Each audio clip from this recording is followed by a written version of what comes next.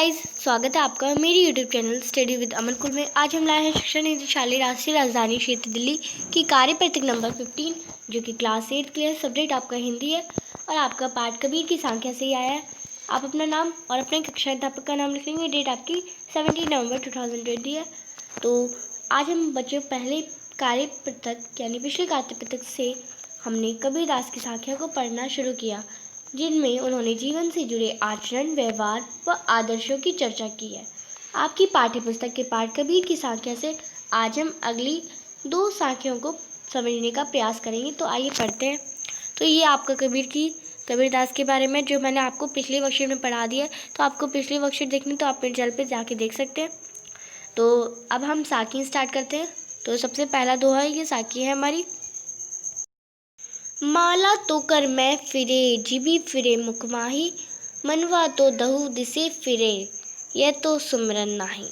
तो इसमें बताया गया है, एक बार मैं और पढ़ देती हूँ कि आपको कोई डाउट ना रहे। माला तो कर मैं फिरे, जीभी फिरे मुख माही, मनवा तो दहु दिसी फिरे, यह तो सुमरन नाही। तो इसका मतलब होता है,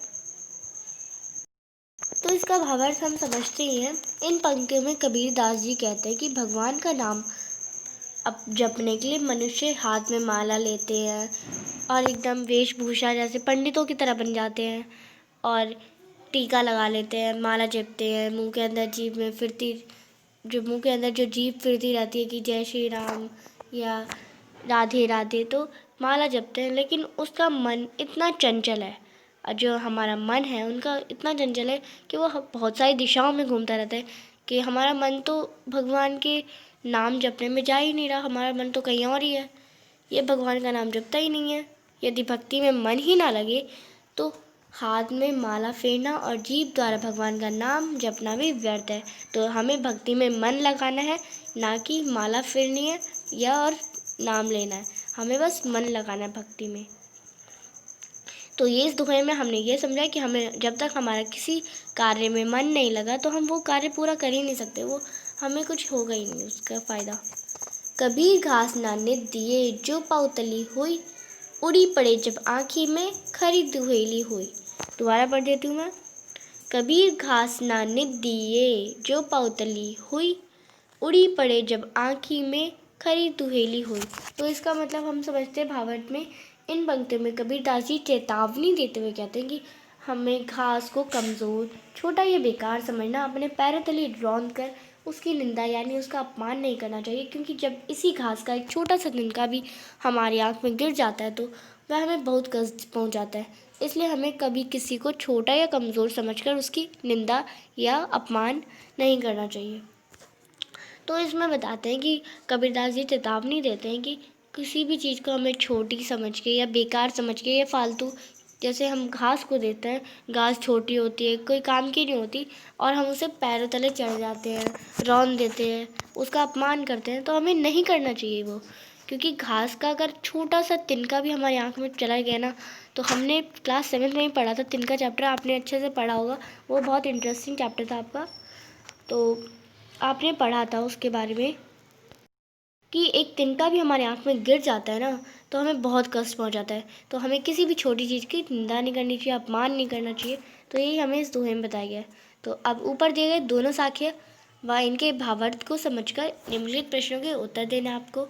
फर्स्ट क्वेश्चन है, प्रस्तुत पंक्तियों के अनुसार माला, जीभ और मन कहाँ कहाँ घूमते हैं। तो पहला आपका साखी थी, उसके अनुसार आपको बताना है माला और जीभ और मन कहाँ कहाँ घूमते हैं। तो इसका आंसर करते हैं। इसका आंसर आपका कमेंट सेक्शन में ये। कबीर के अनुसार माला हाथ में घूमती है, जीभ मुंह के अंदर और मन 10 दिशा में घूमता है। तो ये दोहे के अनुसार था, आपके भावार्थ के अनुसार भी है।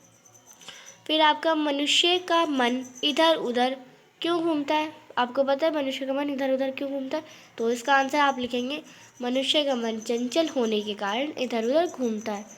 तो थर्ड क्वेश्चन देखते हैं, कबीर दास जी घास की निंदा करने से क्यों मना कर रहे हैं, क्यों मना करते हैं। तो आपको पता है कि घास का एक छोटा सा तिनका भी हमें बहुत नुकसान पहुंचा सकता है। तो कबीर दास जी कहते हैं कि घास को कमज़ोर, छोटा या बेकार समझकर अपने पैरों तले मत रौंदो और उसका अपमान मत करो, क्योंकि इसी घास का एक छोटा सा तिनका भी हमारी आंखों में गिर जाता है तो वह हमें बहुत कष्ट पहुंचाता है। इसलिए हमें किसी को छोटा या समझकर छोटा या कमज़ोर समझकर उसकी निंदा नहीं या अपमान, आप निंदा की जगह अपमान नहीं करना चाहिए, तो अपमान भी लिख सकते हैं, नहीं करना चाहिए।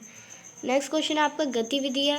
नीचे दी गई शब्दों का प्रयोग कर आप भी एक दोहा या साखी लिखे। तो ये मैंने दोहा लिख दिया है। तो हमें कौन कौन सा प्रयोग करने थे? नाही जीभी आँखी मनवा पाऊँ, तो ये आपको शब्द प्रयोग करने थे। तो मैंने ये लिख दिया, जीभी नाही नाम जय, जीभी नाही नाम जपे, मनवा नाही ध्यान, आँख को दर्श नाही, प्रभु को कैसे पाऊँ। तो जब जीभ हमारी नाम जपती ही नहीं है, मन भगवान की तरफ या प्रभु की तरफ ध्यान ही नहीं है हमारा, और आँख को हमने उन्हें देखा ही नहीं, तो मैं कैसे प्रभु को पालूँ। तो यही आपका दोहे का अर्थ भी था। तो ये सीधा सा अर्थ था, मैंने आपको समझा दिया। तो आपको इस वर्कशीट में बताना है, आपको पहले वाली वीडियो देखनी है, मैंने उसके बारे में, कबीर दास जी के बारे में अच्छे से एक्सप्लेन कर रखा है। थोड़ी लॉन्ग वीडियो है, पर आप पूरी देखिएगा तो आपको कबीर दास जी के बारे में पूरा समझ आ जाएगा पिछली वीडियो में। तो आपको बताना है कबीर दास जी का जन्म कब हुआ। तो आपको सन लिखना है मुझे कमेंट सेक्शन में, उनका जन्म कब हुआ। तो आप मुझे कमेंट सेक्शन में आंसर लिखेंगे और मेरे चैनल को सब्सक्राइब करेंगे, इस वीडियो को लाइक करेंगे। Thanks for watching video. Bye bye guys.